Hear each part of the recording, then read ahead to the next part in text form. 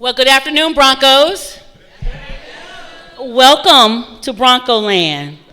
I feel very safe in here. What about you all? Yes, so we are indeed excited to have you all here this afternoon to share your experiences and expertise with our amazing student scholars here before you, and really want to thank you for answering the call to talk about these very critical roles in our country. So you know it's important that we need folks like you on the front lines, doing all types of things to protect us. And so I think it's so fitting to have such an amazing panel of experts to talk to you all today about opportunities in various entities within law enforcement. And so I am excited. I wish I could stay. They double booked me. But I really wanted to come and say hello and thank you all personally on behalf of our Chancellor, Darrell Allison, and over 7,000 students here at Fayetteville State University, and the amazing faculty and staff that really pour into our students in order to be able to compete for these roles that you all have and we'll talk about today. So thank you all again for being here, and welcome to Fayetteville State University.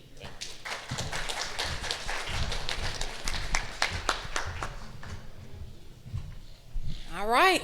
My name is Special Agent Tanisha Jeter. I'm with the Bureau of Alcohol, Tobacco, Firearms, and Explosives. Ooh, it's a mouthful. Ooh, that's a mouthful. I want to tell you all why you're here. It's to get these jobs, right? Okay, we're going to give you, today, we're going to have a conversation. We're not going to talk at you.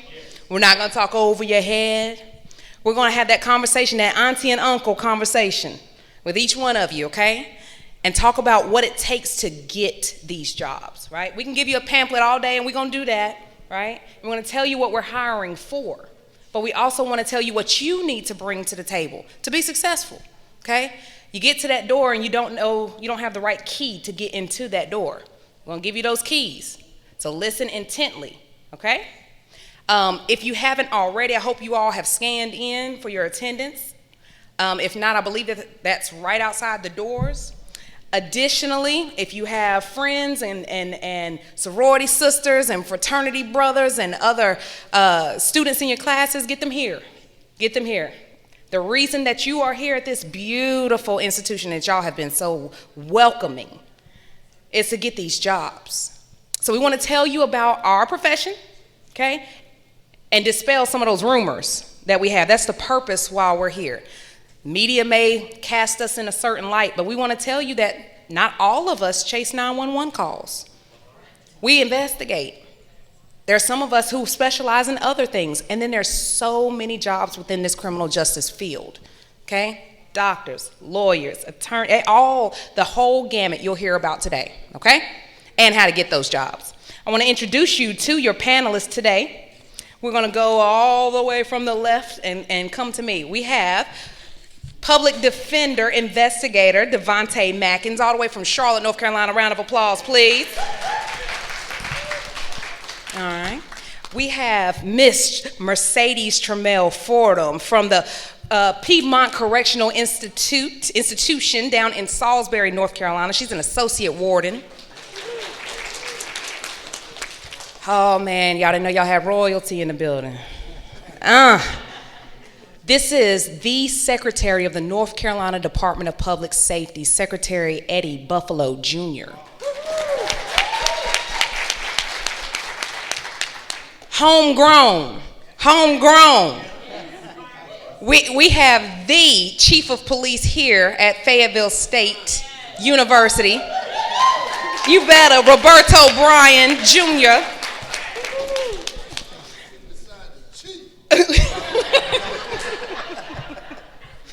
Additionally, we told you that this field is vast, right? And that the criminal justice field has many facets. Well, here we have a forensic scientist who helps us to get that evidence right, to determine that evidence. Ms. Sharon Hinton with SBI. We talked about royalty, right? So right next to her, we have the former colonel of the State Highway Patrol and now U.S. Marshal of the Eastern District of North Carolina, Glenn McNeil, Jr. Make sure I'm not missing anybody. All right, right next to him, all the way from Charleston, South Carolina, to come up here and to pour into your students. I believe he went to some institution. I can't remember the name. What's the name? Attitude check. You have Mr. Paul Murphy representing the Naval Criminal Investigative Service.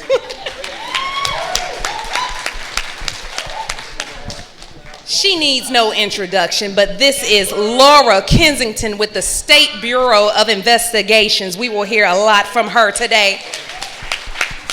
She's a pirate, too. Pirate. Let me tell y'all something. I'm going to act right because my boss's boss is right next to me. This is the ATF Special Agent in charge of the Charlotte Field Division. He covers both North Carolina and South Carolina. Put some respect on his name. This is Benny Mims.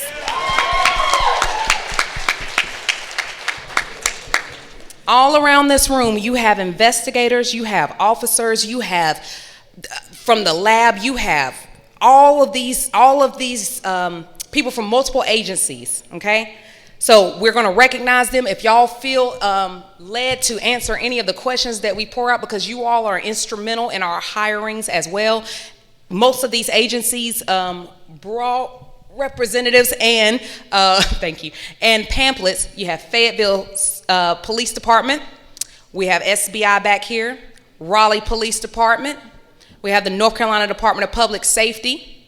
We have the U.S. Marshals, ATF, and more of the North Carolina Department of Public Safety. All right, but we're gonna get this started. We're gonna talk to you about this Law Enforcement Leaders of America panel. This first began at Livingstone College, my alma mater.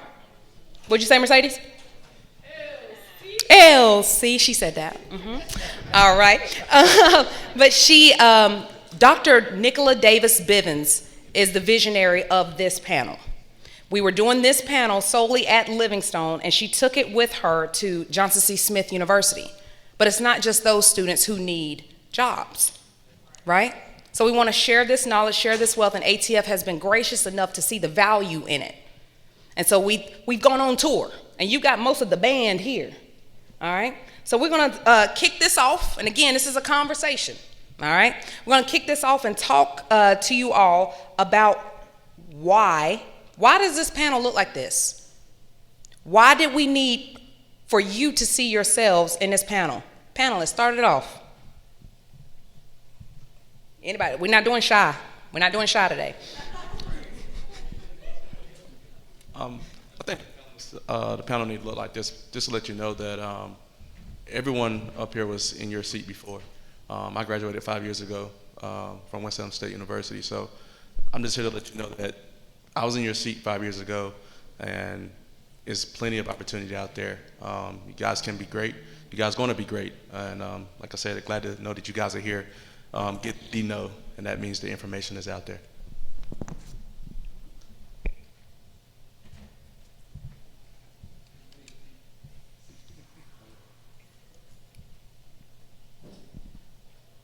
So this also is an opportunity for you to ask questions to persons and people that are in this particular field right now that were in your seat, because we're gonna be real with you. We're not gonna give you any sugar-coated answers. We're gonna lay it out to you and explain to you what you need to do to be on this panel one day.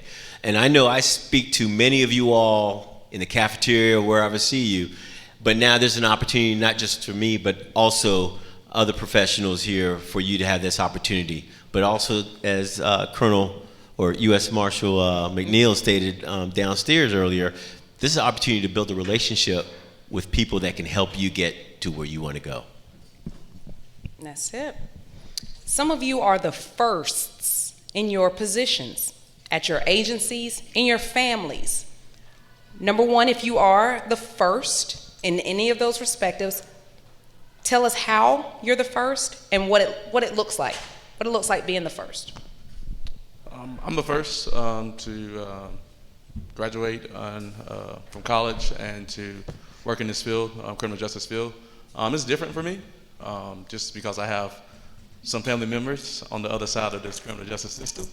But I have a brother that's doing Fed time right now, so we talk, but it's some things that I let him know that what I can do and what I cannot do, and it's boundaries. I don't mind telling some family members, friends, or whoever it might be that I might not be coming over their house, or I might not be able to hang out with them because I have a lot to lose. So you got to be okay with having that conversation. I know they joke with me all the time when I tell my own mom, do not tag me nothing foolish on Facebook or I will block you. So that's how it is for me. I enjoy it. When I wake up every morning, it does not feel like work. I wake up every morning, I'm smiling, I'm ready to go. My day is never the same. So for me, I like to dress up. I get to dress up. I get to work in my files. And I'm on the defense side, by the way. So everything is allegedly. Oh, we're going to get to that. Yeah. We're going to get to him being on the other side. But that's for me. It looks different, and it's okay to be on the other side of the criminal justice system. Amen. Any more firsts? So I'm the first in my family to go to college. My grandmother had a third grade education. My mother had an associate's degree, but I'm the first one to go to college. As he said, I have a lot of family that's on the other side. When I started with the department, my cousin that I grew up with started with the department as well, but he was incarcerated and I started working. So I was the first. Currently, I'm the highest ranking black female in the western part of the North Carolina. As the associate warden of custody and operations, there's only me and one other female who is the associate warden of programs in the western part. So what it looks like when we go into a room is we're the only two black females in that room. There's all males, there's white females, there's some white males, but we're the only two black females. And that's important for me to be in that room, to have a voice for you, so that I can share my story. Outside of being the first, or my current position, I have rose through the ranks and assumed numerous first positions. I was the first black female as a diagnostic center director at Piedmont Correctional, the youngest associate warden at Southern Correctional, the first black female at Albemarle Correctional, and that's not to impress upon you, but to impress to you the need for us to be in these positions. And there's still time in 2023 and beyond that you too could be the first in whatever field you choose to pursue. That's it. Come on, I know it's more first on here. Oh, I'm the first in my family to pledge Alpha Kappa Alpha Sorority Incorporated. She had to get that in there. I had to. But your president walked out and founded who? Delta Sigma Theta Sorority Incorporated. I love it. All right, any more firsts? All right. I'm the first law enforcement in my family. So when I go to reunions, people don't talk to me anymore. They literally like, you're the cop, right? And then they stage left. That's it. Yeah. I am the first in my section at the crime lab, in the biology section. I'll be the first and the last black female law enforcement to retire from that section, which is very sad. So I really am here just to make sure that there are more black females that will come through. Black male, black period. Amen. Just to come through. There's only one black male in the whole building. And you could probably count on one hand the number of blacks in the building at all. So there really needs to be some real diversity in the crime lab. And I really hope that you guys really do listen and do what you need to do to try to get in. That's it. Zach Mims? What I'll say, I'm actually not the first to sit in this seat as being a minority, but what I will say is that that's not because I'm special or anything like that. It's because people in front of me have really worked hard and paved the road for me to be sitting in this seat here. And so when you look back at particularly like ATF, you're looking at the diversity numbers that 20 years ago, those diversity numbers were at this level that we are currently at right now. And so what my job is, not necessarily being the first, is to continue that momentum or restart that momentum so that we can increase our numbers and we can serve our communities the better way that we know how to, versus necessarily somebody who doesn't know our communities going into our communities and policing our communities. Somebody who has an understanding of our culture and diverse culture, just not being black, but just diverse cultures can do that. And so it's not necessarily being the first for me, but I take that pride and I take that responsibility that I'm here in the position that I am to pull down a ladder so that you can be pulled up also too. So because we are all professionals, we've had some hard times. We look at it, we think it's easy that we're sitting here now because we got it kind of easy, but those first couple of years were really testing. They're going to test you, just like joining college, just like joining anything. I had some personally the first couple of years, and if it wasn't for mentors and those folks that I just explained that helped me and guided me and told me not to cuss them out, not to send that email saying F you, I don't care about that. They told me don't do that, right? And so I listened to them, and here we are. They helped me get to where I am. My job is to help you all get to where y'all want to be also too. Don't send that email. Walk away from it. Walk away from it. Come back to it and see if you still feel the same way. That's the lesson that I learned. Miss Kensington, how have you diversified the criminal justice field? And after her, I want to hear how anybody else has diversified this criminal justice field. Testing. Okay, that works. Hey, everybody. Just so everybody knows, I just want to say this and just get this out in the open. I am white. Okay, glad that's out there. So the second thing I want to say to everybody is I'm a lesbian. Getting that out there. Let's just rip that off too. So kind of like what he just said. So why are we all here? And it's because diversity matters. Representation matters, right? Not having people in the room that can speak on behalf of your culture is a problem, right? And so that's why I'm sitting here among these wonderful, very esteemed, I'm trying not to cuss, very awesome, higher-ranking men and women. So, but on behalf of the LGBTQ community, we are often overlooked. We have a very challenging history with police as well, right? And many of you, some of y'all in this room are in my community, and so I'm hoping to sit in a room and continue to sit in rooms where I can speak for the LGBT community and any other marginalized communities that I may not be a part of, but guess what? I have the ability to say something, and I should, right? If you have the ability to say something and you're in a room, you have got to say something. That is the only way we're going to change anything that you think is wrong in a culture, right? How are we going to do that? Well, we've got to have a seat at the table, or if we're in the room, you have to say something. We've got to stick up for each other. We've got to speak for one another sometimes. So that's why I'm here, because I care, and representation does matter. So that's it. That's awesome. All right, I'm going to give you an example. Okay, we've all heard, most of us have heard that we have to come to the table with more, right? And there's various reasons why we have to come to the table with more. We have to show out when we get there. I'm gonna give you an example.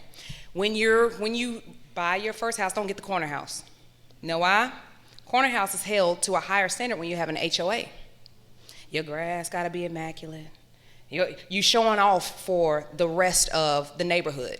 Your house is the showpiece. Many of us have had to be that house on the corner. Oftentimes, we are that one lone person. I'm the first black female in my office, like in its existence, in the Raleigh field office. So I have to show them that it's okay that we're here. Like, let me show you my differences. Let me show you what I bring to the table. Let me show you how we can get these interviews done. So I want to ask the panelists, how have you been that corner house? Coming to the table with more. What did you have to do to come to the table with more?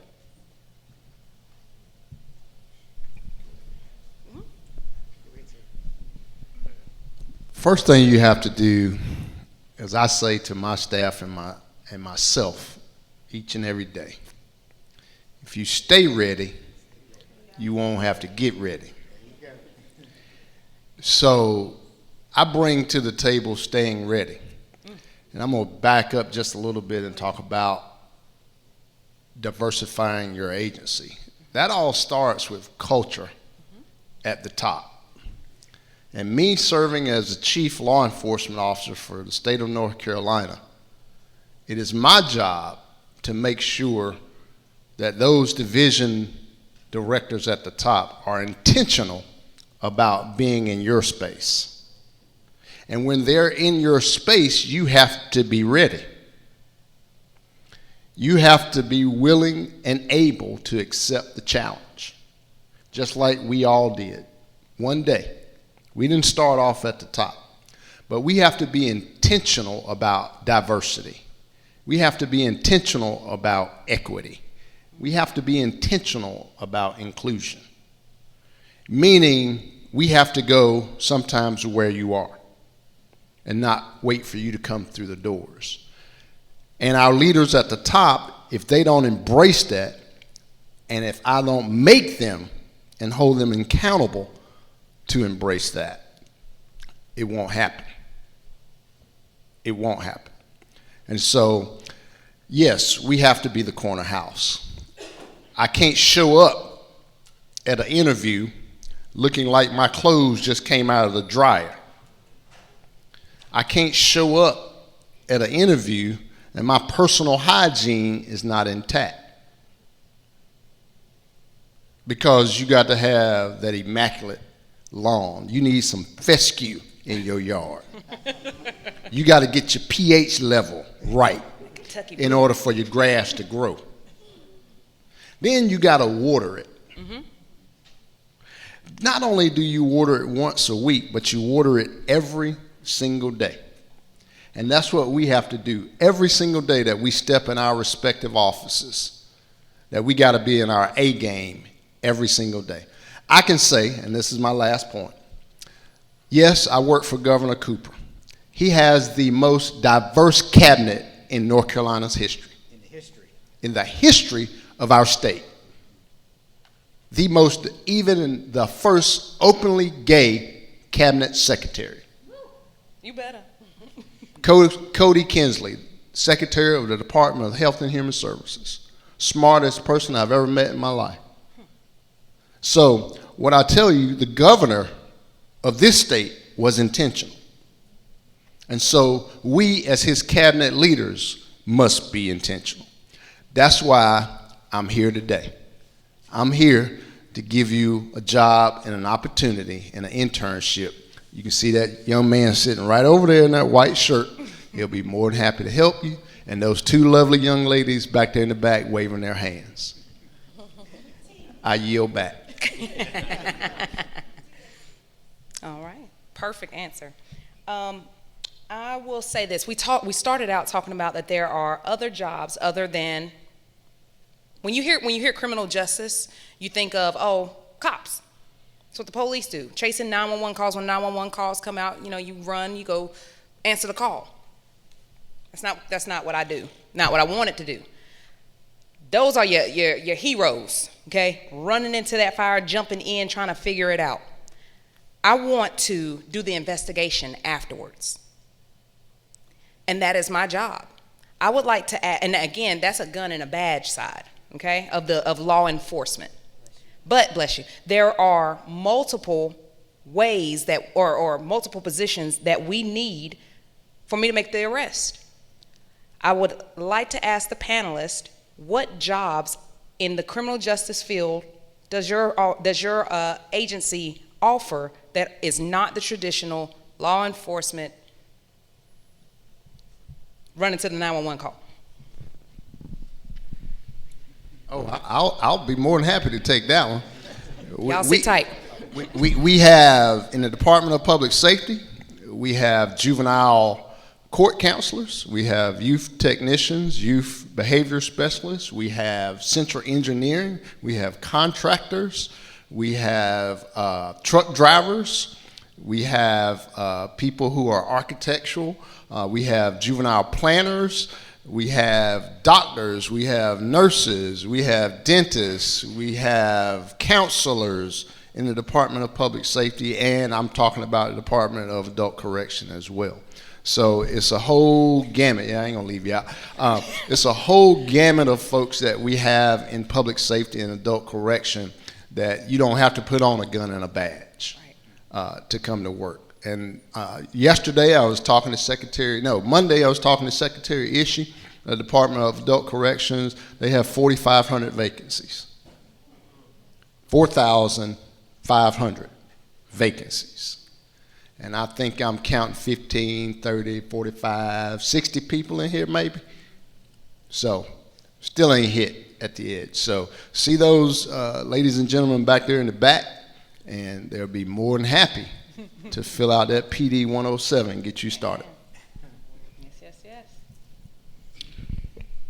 How many cybersecurity or information technology majors do we have in here, or people who have backgrounds in that? 2, 3, okay, 4. All right. With NCIS, we have quite a large cadre of I'll call them cyber professionals. The interesting thing about our agency is while we are a law enforcement agency, we also kind of have a dual hat role in counterintelligence matters. In the cyber realm, is something that we can all see that is kind of, smacking us in the face right now.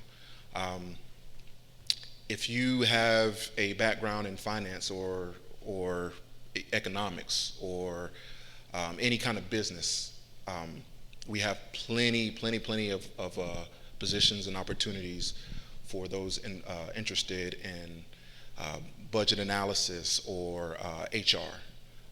And if you are in fact a person who has a business background and you do want to do investigations, economic crimes is a huge part of our job mission focus. So those are a few of the non-traditional criminal justice positions that we offer as well. Ms. Kensington, I know you got something. All the positions at the crime lab are not law enforcement. When the crime lab first began, we were part of the SBI, but they're separated now, so most of that we hire now are non-sworn.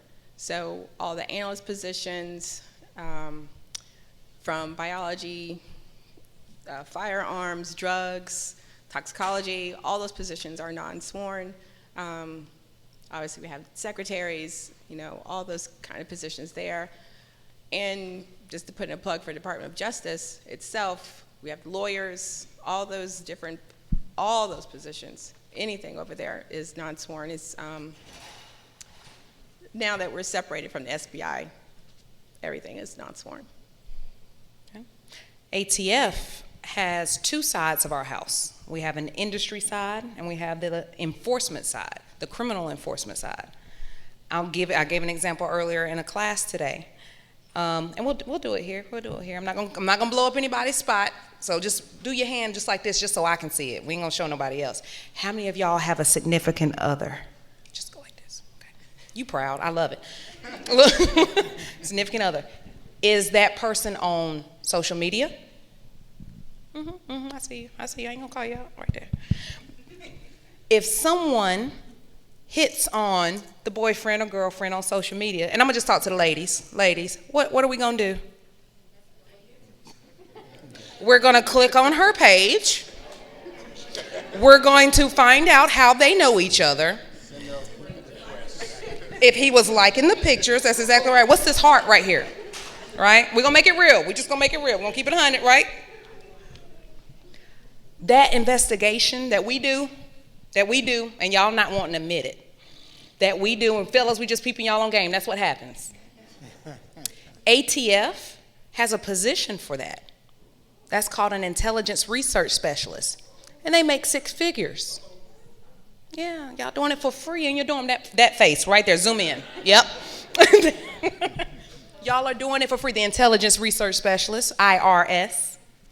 So there are things there are skills that you already bring to the table. I don't know how to work Snapchat. I done made it so that somebody could see that I clicked on their picture. I didn't know. I didn't know the rules. But y'all do. And those are skills that you can bring to this table. We have other non-gun badge jobs, and they're on usajobs.gov, and we'll show you that some of those later. All right. But you have to come to the table with some things. All right. What are some things that they can be working on, that these next applicants can be working on as they're matriculating right now, so that they can get these jobs? Shut down your social media. I'm serious. I know who in here has a smartphone? Everybody. How many of you have about 3 social media apps on there? TikTok, Snapchat. Facebook is old for y'all now, right? Well, how many people put bad things on your application when you apply? How many people say bad things on social media? How many of you like bad things on social media? How many of you are tagged in bad things on social media?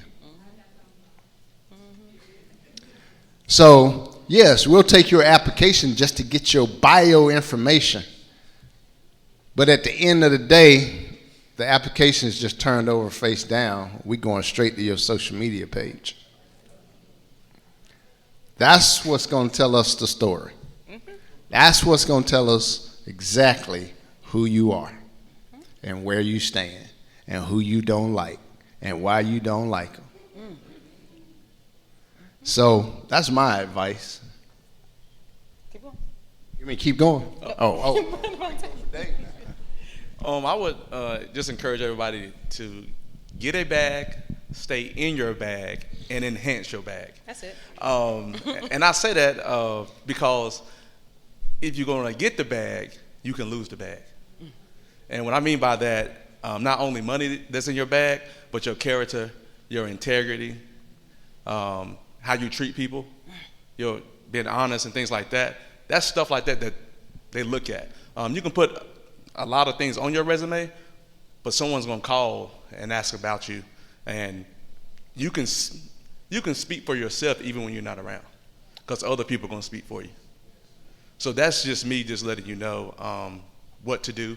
I always do cover letter and resume, because if I'm applying for the same job everyone that's sitting in these seats applying for, I know not everybody's going to have a cover letter. I'm going to stick out because I got a cover letter and I got a resume. And then I'm not only going to have that, I'm probably going to reach out to my mentor or mentors and let them read over it, double check it, just see if it's appealing to the eye. And that's something that I don't think, I would say this, a lot of people do not do, because their pride, their ego's in the way. They don't want to be told that they're wrong right now. I'd rather somebody tell me that I'm wrong before I submit something versus me submitting it and then I'm weeding myself out. So be mindful of that. And they talking about social media seriously. If it's out there on social media, you can delete it, but it's still out there. I'm going to tell you that because I investigate. And trust me, I'm going to find it. Because if I don't find it, somebody down the line is going to find it. So I say that to say, just make sure you're doing stuff to keep yourself in the number. And it's hard. Trust me, it's hard. I'm not going to sit up and say that it's not hard. It's hard. Trust me, I'm telling you, it's hard.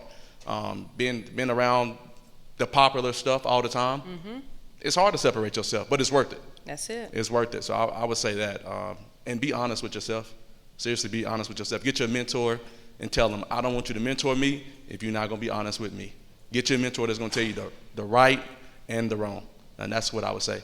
That's my encouragement. Are you saying that with social media that they can just scroll? They don't have to push the like or the care or the laugh? They can laugh right here? Yeah. Just, oh, okay. Yeah, just keep scrolling. They don't have to comment. Carpal tunnel. You do not, yeah. You do not have to comment. It's so much stuff that I laugh at. I be ready to comment. That's not worth me losing my bag. It's not. It's not worth me losing my bag. Let me tell you why it's important. So I'm on this side. I'm gonna play with you. He's on the other side of the line down the middle of the courtroom, right? he is quote investigating for those whom I'm trying to put in jail. Okay?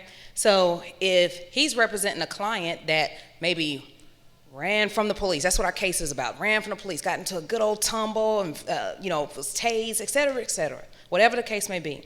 And then he, as the investigator, goes onto a social media page that I'm associated with and sees that I laughed when such and such ran from the police and did something crazy, his whatever fell off, and I laughed at it.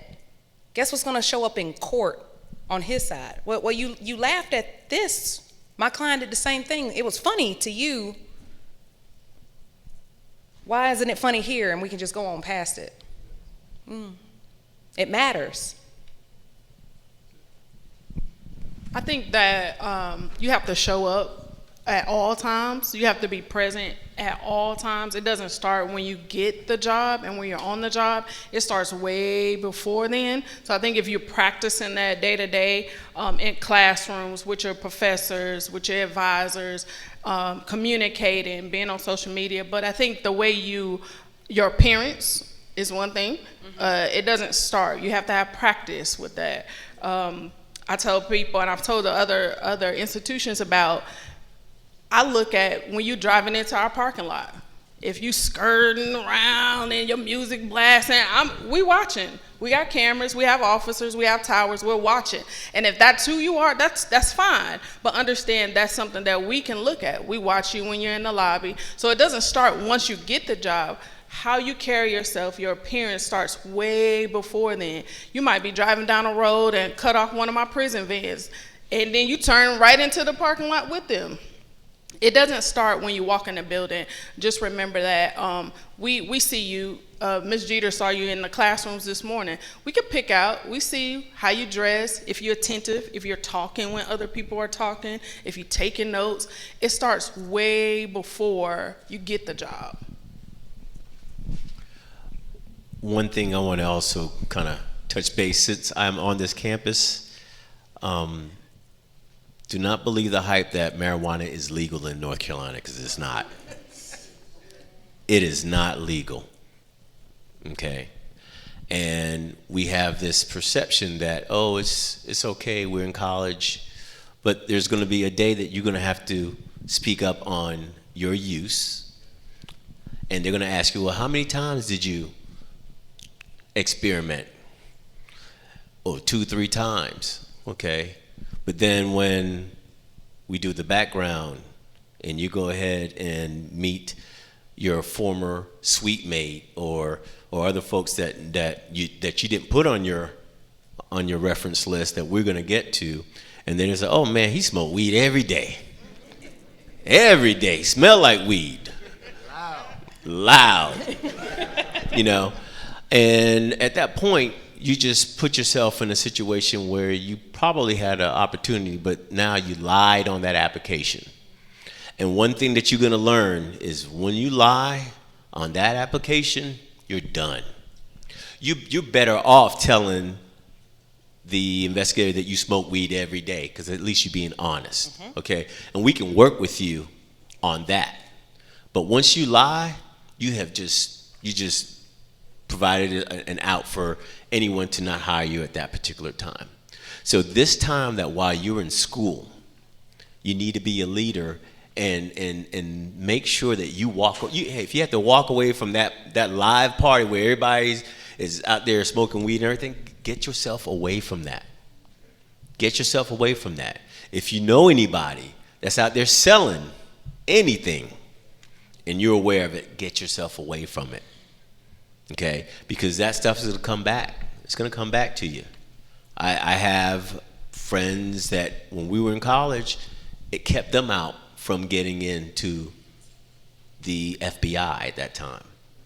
Okay, so just please be aware that these things that happen now and these experiences, it can come back to bite you. I'd like to pose a question to all of the students. Who has a plan for their lives to make over 6 figures? Okay, please, everybody, raise your hand, please. Or was it? Oh, y'all going for 7? I'm sorry. You want more than that. Y'all want for If 7. you want more than that, Okay. I'm okay with that. 7. So So six Seven. figures plus, seven figures. Seven. So do me a favor, everybody raise your hand. Everybody. Okay, the advice that I would like to give to all present is that will not happen unless you have a plan. It will not happen unless you have a plan. Working with all of our respective entities, the background will be very thorough, and from what has been mentioned thus far, delete is never delete. And one of the things that I would caution everybody here in the room about is this. Any place that's going to pay you 6 figures plus, they are going to do their due diligence and make sure that your background is thoroughly scrutinized. Everything that has been said previously to me is correct. I'm just going to share this with you. I work for a previous organization that as soon as you apply, the date you apply, they go and run all of your social media stuff and lock it down, completely lock it down and save it. So that a year from now, when you get further along in their hiring process, they can see if you are who you say you are. But the most important thing that I want to stress to everybody present in the room, your associations can keep you from getting these jobs. The job that I'm currently serving in, they did a background investigation on me to go all the way back, and I'm not ashamed to say it, I'm 52 years old. Amen. They went back to when I was 18. Every job I've ever worked, every place that I've ever lived, every roommate that I have ever had, every friend that I have ever called and had a relationship with. So I share that with all of you. Choose your friends wisely. That's right. Because I am held responsible for who my friend was in the military, who I shared a room with, and the associations and the things that they did. So I'm going to tell you, if you're going to hold me responsible for somebody else's foolishness, I'm going to make sure that I steer very, very clear and away from that. That's it. So all of you that showed up here on this campus, you have the blessings of the good name that your parents have given to all of you. Make sure that you do all that you can to defend your good name. That's it. If some foolishness is popping off, step away from it. Because you don't want to be on a police report that you were present at a scene when a shooting took place. Because believe it or not, all throughout the rest of your life, you're going to have to explain why you were there and what happened. That's it. So we have another colleague who travels with us who talks about the NIL deals. Raise your hand if you know what an NIL deal is. Yeah. What does NIL stand for? Name, image, and likeness. Those are 3 things that, and it's Raleigh PD's colleague, Major Boyce. Let me make sure I shout him out. But he says you have 3 things that you can protect, and that's your name, image, and likeness. Think about that on social media. So when he's talking about your friends, all your friends can't go. Sac Mims, all your friends can't go. Did all of your friends from way back when, did they make it? Did they make it out? No, absolutely not. And I think my vision of that started when I was younger, and I can still remember the day because as we grow up, you're like 8th grade, 9th grade, and you have friends that catch the bus. I caught the bus when I was that age, and so I didn't have my mom to drive me to school, but I caught the bus.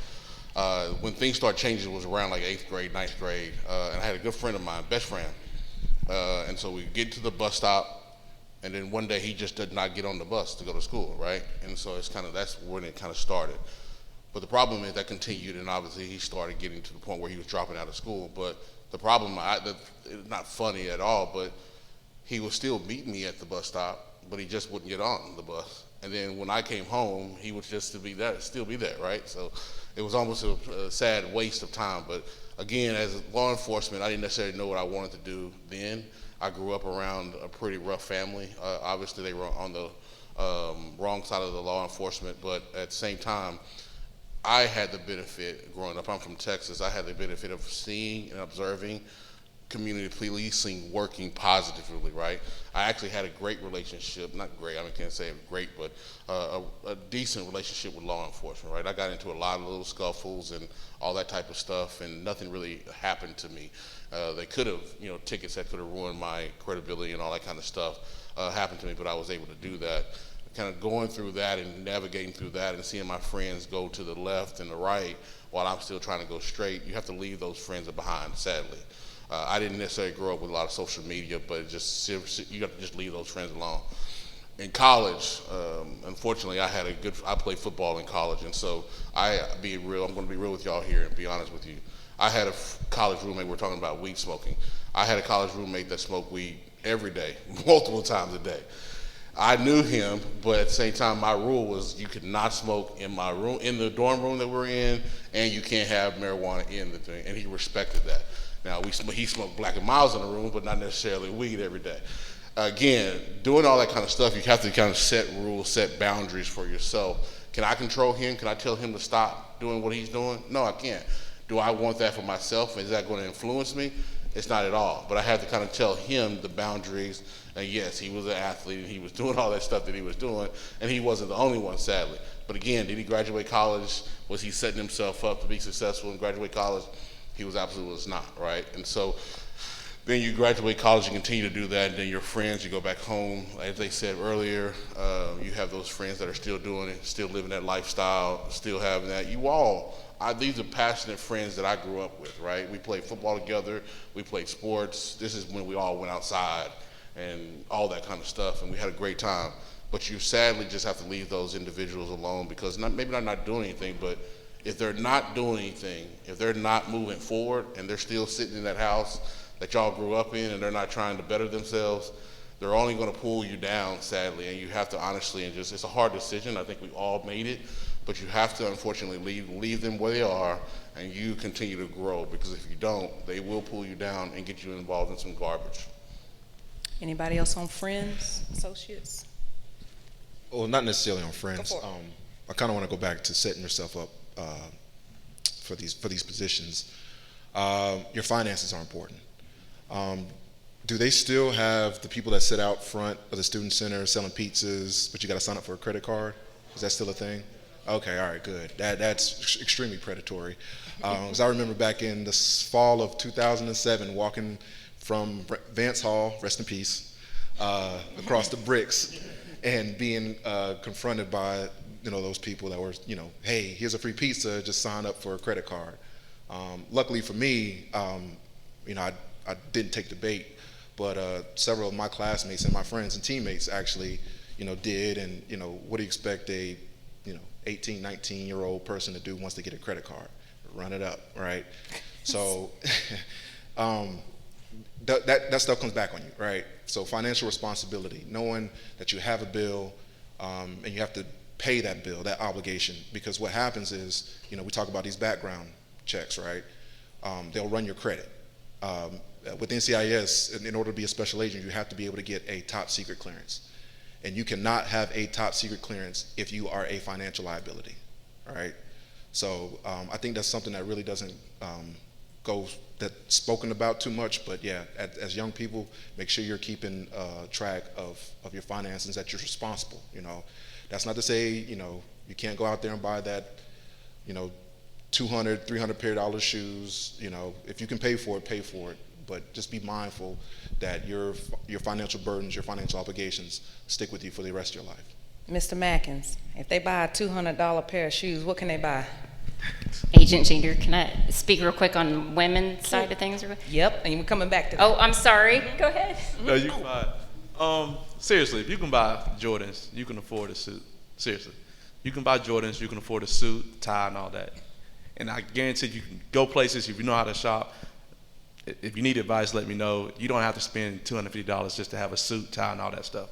Knowing how to shop is crucial, especially if you're wearing suits every day. I'm not spending no $700 on no suit. I'm not doing it. I'll tell you that right now. Now I go buy one, get it tailored, and you might think it's $700, but I ain't spending no $700 on no suit. But I said that to say, make sure you have a wardrobe that change up the spaces you're going to be in. I'm not saying nothing's wrong with Jordans, but if you're gonna have Jordans, make sure you got a suit, fellas. Amen. Ladies, either suit or dress, whatever you need to do. Come out styling, and walking your walk, because people pay attention to that. I said it to say this: when I walk with an attorney, you don't know who the attorney, who the investigator. And people telling me information that I'm the investigator. I'm like, oh, thank you. The dress code did that. I didn't have to say a word. They just talking to me. So I said it to say, if you can buy Jordans, you can buy wardrobe. Good. Special Agent Kensington.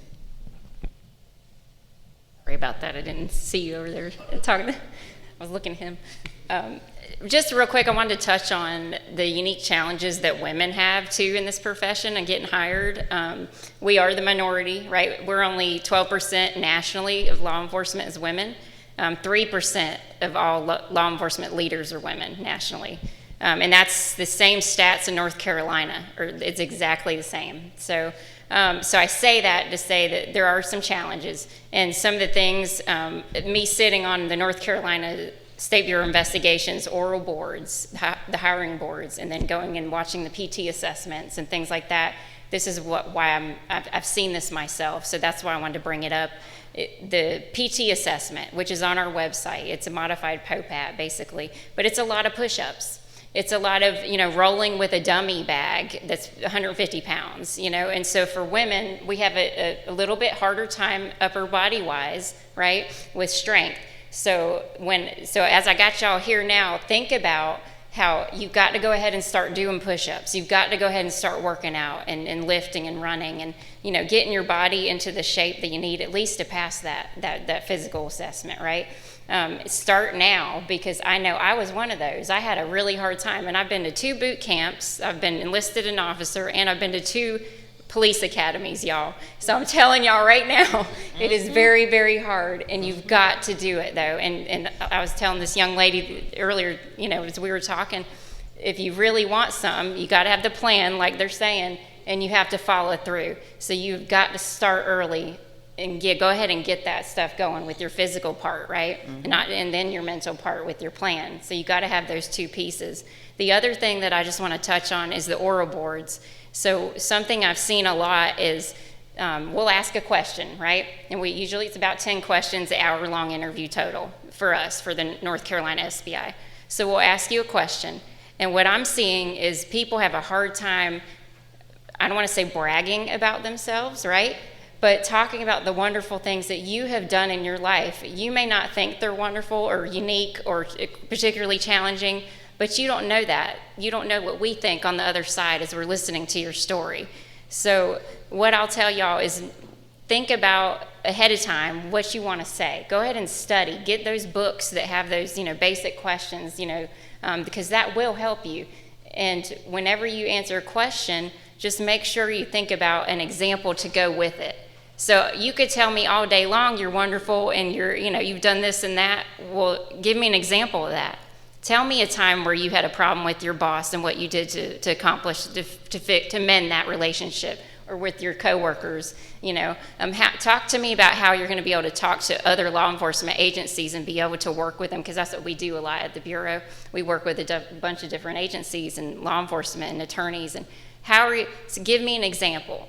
And so what I say is always have an example to go with the answer to a question you're asked on an oral board. If you don't have an example, you're just not going to get maximum points, and then somebody that maybe is less qualified than you might go get higher on the oral board score because they listened to the question and they actually answered it fully.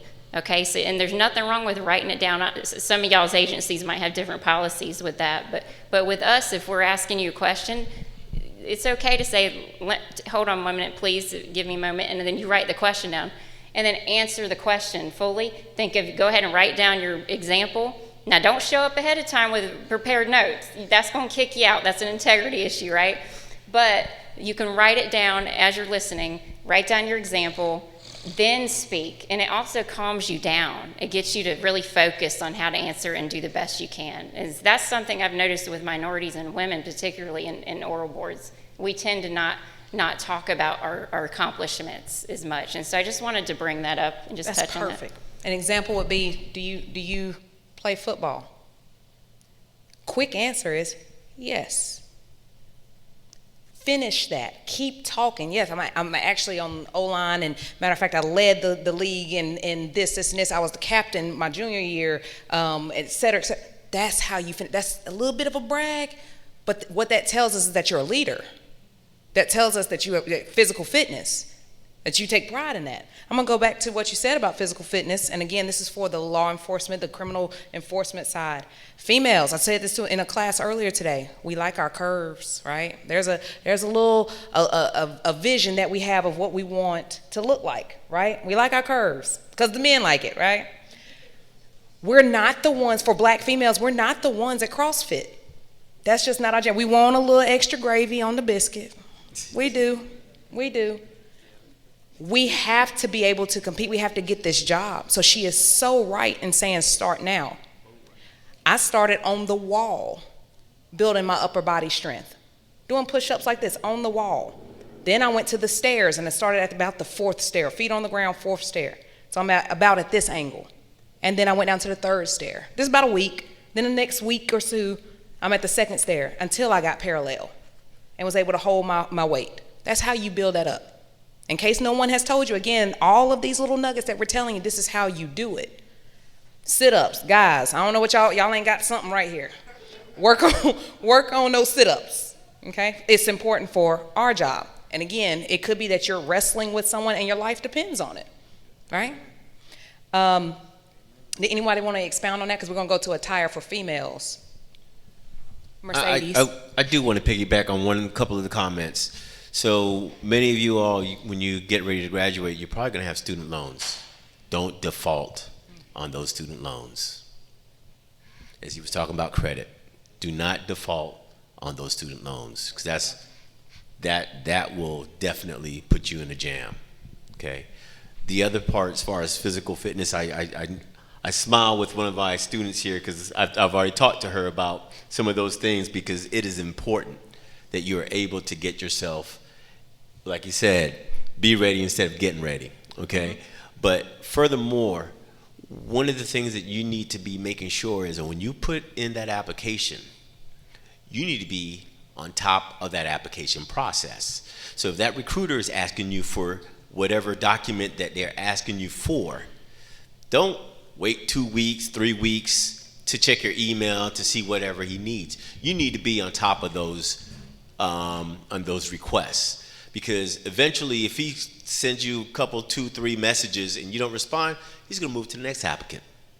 Okay, so you need to be persistent. You need to make sure that you follow up what you're supposed to be doing. And if you make contact with any of these folks here on this panel and they give you their card and they ask you to do this, you send me your contact information, please follow up and do that, because I can guarantee you, if you don't do these things that we're asking you to do, then you're just giving us a little insight of how your work ethic is going to be. So you need to be making sure and doing what you're supposed to doing as far as when you make contact with us. If I can give a live example, exactly what you were talking about, not in this setting, but in a setting that I was in, a young man wanted a job, got him in the process, and I'll make this story real short. Got him the job. The week it was time to go to the academy, he called me after we had gone through his background and everything else. He said, "Sir, I can't do it now." And I'm like, "Why? This is week 1. He says, "I don't have anyone to keep my dog." So, what are your priorities? You got to be serious about this, because I don't want to waste your time, and I don't want you to waste my time or our time, because we took time today to share with you about those opportunities. He spoke another thing, I'll drop this nugget in your lap, about loans. The federal government has a program called Public Service Loan Forgiveness. Some of us up here have benefited from that service. So there are opportunities for you to serve in public service and make application to the PSLF and possibly get your loans forgiven. North Carolina has a CJ Fellows program for law enforcement on the local level that pays loan forgiveness for law enforcement. So just wanted to drop that nugget in your lap as it relates to that. But the important part is, pay something. If it's $5 a month, $10 a month, whatever you can on those loans, so they won't go in default and affect your credit score. Ms. Tremel Fordham, how do you stay cute in this profession? You need 2 mics. No. Not 2 mics. Not 2 mics. Well, I like to, she's picking on me because I like to tell the ladies that we can't come to an interview in our stilettos and our tight pants, because for me, working in a prison facility, a male prison facility at that, you have to be appropriate in your attire. But even outside of that, for qualifying, shooting a firearm, tussling, getting tased, you have to be appropriate. Your hair can't be down. I know the trend now is the dreads and the locks and the faux locks and braids all down to your butt. That's a no. Because the last thing that I would want to happen is one of those offenders grab hold of your braids and drag you across that floor, because it has happened. So now you're putting everybody in jeopardy. So your hair has to be up. You have to be able to pin your hair up. It should be able to go under a baseball cap. I love a cute cut, but when it's time to shoot, I got to put that cap on. And fingernails, I know y'all like the clack, clack, clack, clack, and all that stuff. That's not happening. How do you put on gloves with those fingernails so long? How do you put your finger into the trigger and pull when the nails are there? Things that are prohibiting you from doing your job efficiently and effectively, just because it's cute, is not going to cut it. You have to find some type of sacrifice. And they have to know what appropriate is, what too low cut means, and what too tight means. If you ain't bending, if you got to focus on how you sitting so it don't split, can you talk to the lady, any ladies up here? Can you talk about ladies' attire and just what the difference between professional and whatever the other stuff is? It also goes, we have a dress code in the laboratory. So basically, if you have on a shirt and you raise your arms and you see your midriff, go home and change your clothes. So the same, you also have to have court attire present all the time. So there is a dress code. You will see people push it just a little bit, but the same thing goes. You still need to look professional. You can't have long nails. You gotta wear gloves. You can't have long nails and you're getting whatever you're working with on the table. You're getting it under your nails. You can't work. You can't work like that. And as far as the keeping yourself out of social media and the background, all that kind of stuff, all that applies to the lab also. We do a background check. You may be at the top of your game. You may have worked in a laboratory is what we look for. If you have any lab experience, that puts you at the top of the game. So say you have all that, and then you have bad social media or something like that, that knocks you out. And then they just move to the next person on the list. So just keep yourself. I know it's a sacrifice like they were saying, but if that's something you want, you're just gonna have to really cut all that stuff out. But the shoes, everything, I mean, no open-toed shoes in the laboratory, obviously, because of spills, but just keep yourself professional. Okay. First of all, let's give everybody a hand up on this panel, this distinguished panel that we had here. I'd like to thank Career Services for putting this together.